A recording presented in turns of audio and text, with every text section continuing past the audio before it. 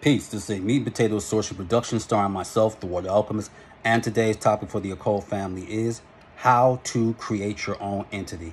Today will be educational for the family because I'm going to give you the methodology of how to create your own entity. And what you need to do is remember this. Entities can be used for a myriad of ways, and unlike maybe a tulpa or even a servitor, what happens is that an entity can supersede even when you die. In other words, it can probably watch over your children or your grandchildren or those who are worthy. Or if it does meet its demise, it meets its demise with its creator. So let's get into it. Let's say I wanted to create my own entity.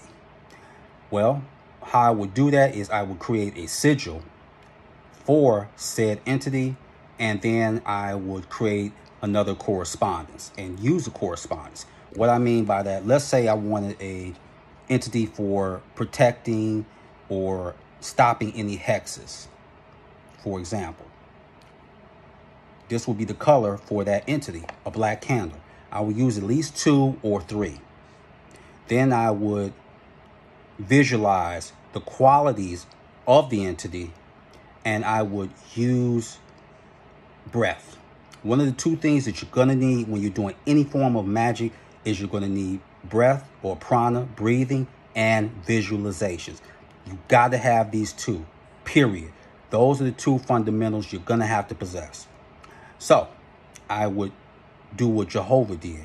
I would breathe life into my creation. I would visualize how it would look and what qualities it has. I would do this for at least a few days because even on the astral plane, there is a incubation and gestation period even over there when you're creating a said entity. The other thing that I would utilize is, let's say that I wanted a deity, as I said before, for defense, whether magically or physically. What I would do is I would create my entity during the hour of Mars. Let's say I wanted an entity for abundance. I would create it in the hour of Venus or Saturn. I would create it in the hour of Saturn because Saturn is a planet of so-called karma and discipline, but also Saturn affects the bones and the teeth.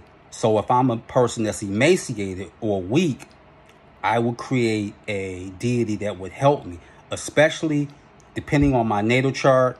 Let's say that your Saturn is in Aries or Pisces. That is the fall. Saturn is exalted in Capricorn. So that is the route that I would go in.